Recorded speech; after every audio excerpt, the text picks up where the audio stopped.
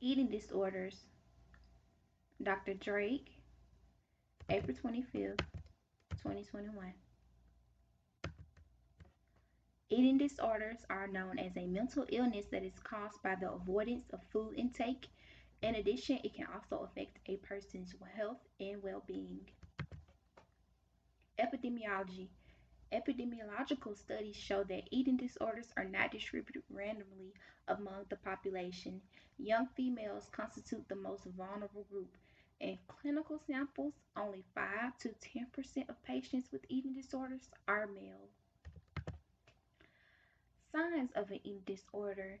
Dr. Drake, I have inserted a video for you to watch. This video is basically a description of the signs and symptoms of an eating disorder that we should be aware of.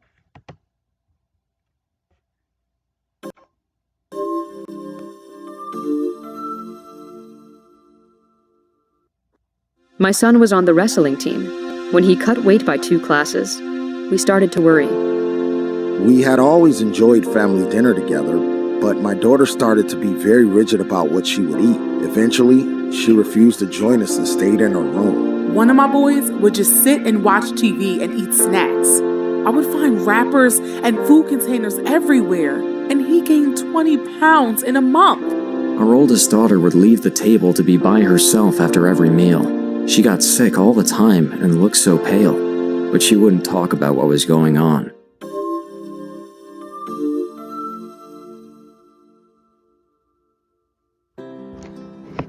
These are the voices of parents who have noticed behavior in their children that could indicate a feeding or eating disorder.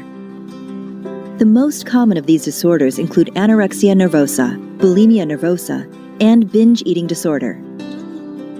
These are complex mental health conditions that often occur during the teenage years and can be the source of physical problems, emotional distress, and even medical crisis.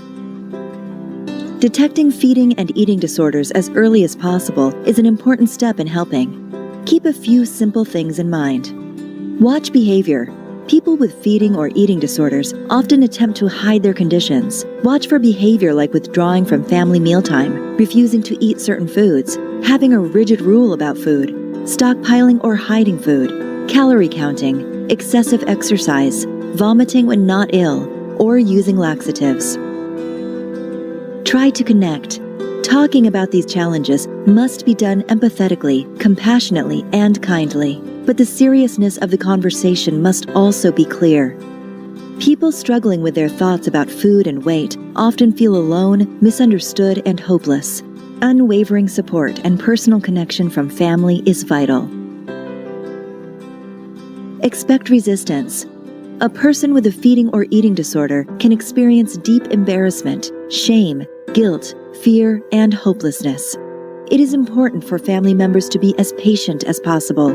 It often takes time and repeated efforts in order to successfully discuss concerns. Physical health can deteriorate.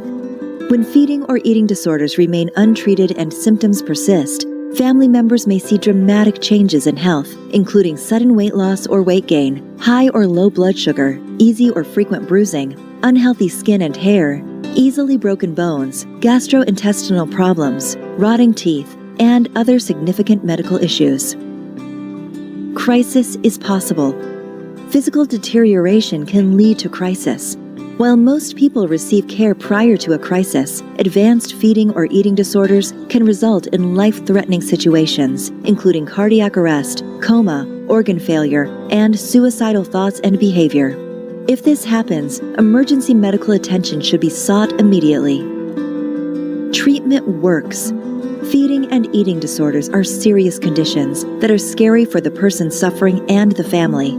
It's important for family members to confidently discuss the treatment options for these conditions and know that evidence-based treatments can be successful. Because these disorders are common, there are mental health providers, physicians, crisis lines, peer support groups, and organizations dedicated to providing useful, empathetic, and supportive resources for both patients and their families. People experience feeding or eating disorders together with their families. The conditions can be scary and they are dangerous if left untreated. but families and people can seek treatment together, and treatment works. With some basic preparation and awareness, a family can find and provide help, and with this help, there is hope. If you or someone you are worried about is struggling with any of the issues discussed in this short video, help is just a phone call away. Please call the National Eating Disorders Information and Referral Line at 1-800-931-2237. Okay, that is the end of the video. This confidential helpline will connect you to the right resource and care. Effective treatment options.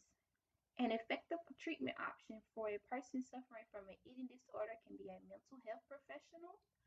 In addition, another effective treatment option can be a registered dietitian. Moreover, therapy can also be an effective treatment option as well.